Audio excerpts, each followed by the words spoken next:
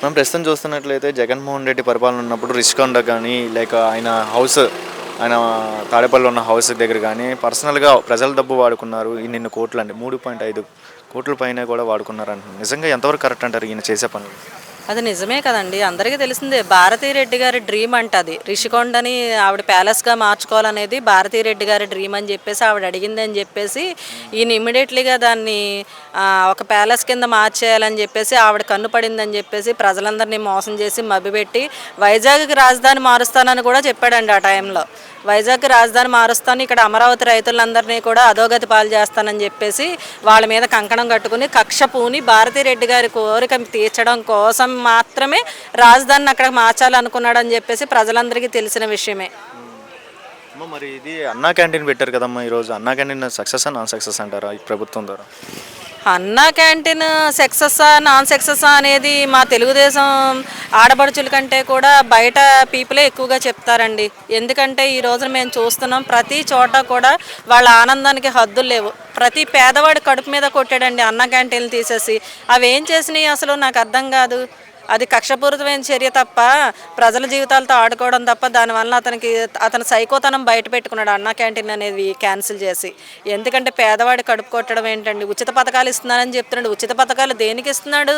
అతని మెహర్బానీ కోసం, అతను ఇంకొకసారి గద్దెనెక్కడం కోసం ఉచిత పథకాలు ఇస్తున్నాడా, లేదంటే ప్రజలందరూ కూడా బతకాలని ఇస్తున్నాడా ఉచిత పథకాలు?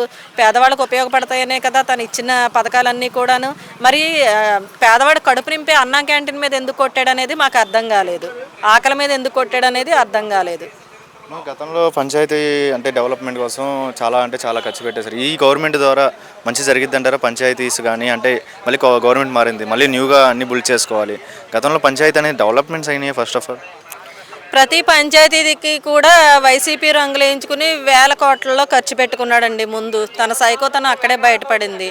ప్రతి సచివాలయం పేరుతో వైసీపీ రంగులన్నీ మార్చుకుంటూ ఆ రంగులు వేసుకోవడానికి ఎన్నో వేల కోట్లని ముందు ఖజానా ఖాళీ చేశాడు.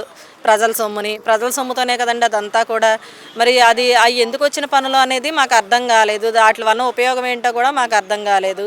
ఈ రంగులకి మార్చుకోవడానికి అలాగే వాటిని దోచుకోవడానికి పెట్టిన శ్రద్ధ పంచాయతీ డెవలప్మెంట్ కోసం రోడ్లు వేయించడానికో లేదంటే రోడ్లు మరమ్మతుల గురించో ప్రతి రోడ్డు చూసామండి వైసీపీ ప్రభుత్వంలో.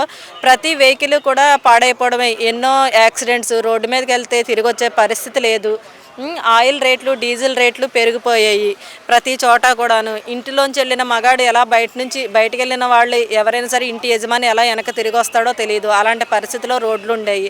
అంత అద్వైతంగా ఉన్న పరిస్థితి మీ అందరికీ తెలిసిందే. అవన్నీ కూడా పంచాయతీ తరపు నుంచే కదండి నిధులు తీసుకొచ్చి చేయవలసింది. మరి రంగుల మీద ఉన్న శ్రద్ధ డెవలప్మెంట్ మీద ఎందుకు లేదు? ఈ గవర్నమెంట్ ద్వారా నిరుద్యోగం అనేది కామన్గా అయిపోయింది. ఈ కూటమి ప్రభుత్వం ద్వారా ఉద్యోగాలు ఎలా ఉంటాయి? గతంలో ఉద్యోగాలు ఎక్కువ వచ్చినాయి అంటారు, ఈ గవర్నమెంట్ ద్వారా వస్తాయి అంటారు.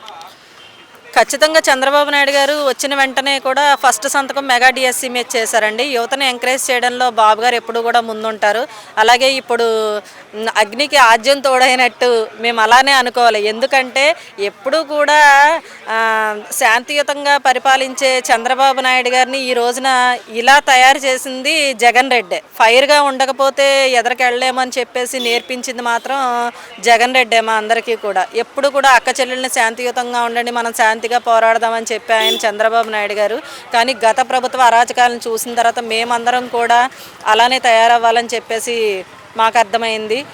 అగ్నికి ఆజ్యం తోడైనట్టుగా మాకు పవన్ కళ్యాణ్ గారు కూడా సహకరించి అన్నీ కూడా మంచి పనులు చేయడానికి ముందుకు వచ్చారు. దాంట్లో భాగంగానే మెగా డిఎస్సిని తీసుకొచ్చారు.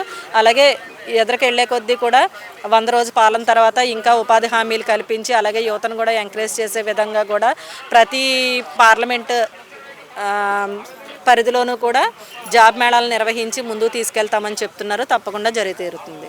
13 కోట్లకే ప్రింట్ చేయించుకోవడానికి పాస్బుక్ల మీద 13 కోట్లు అయిందంట.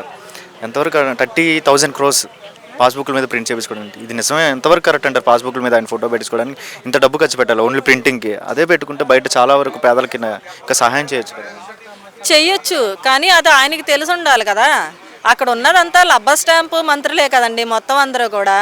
అక్కడ అసెంబ్లీలో ఉన్నదంతా కూడా ఆయన ప్రభుత్వంలో వెనకాల ఉన్నదంతా లబ్బర్ స్టాంపు గాళ్లే. వాళ్ళు ఇచ్చే సలహాలు అలానే ఉంటాయి. ఆ సలహాలను తీసుకుని ఆయన సైకోతనం బయట పెట్టుకొని అన్ని కోట్లు ఖర్చు పెట్టాడని చెప్పేసి మేము చెప్తున్నాం. అందుకే వచ్చిన వెంటనే వారసత్వంగా వచ్చే భూముల మీద ఎవరికి కూడా రాజముద్ర ఉండాలి తప్ప అలాంటి అరాచకమైన పనులు ఏ ప్రభుత్వం చేయలేదని చెప్పేసి వచ్చిన వెంటనే బాబు గారు దాన్ని రద్దు చేశారండి. థ్యాంక్ యూ అమ్మ.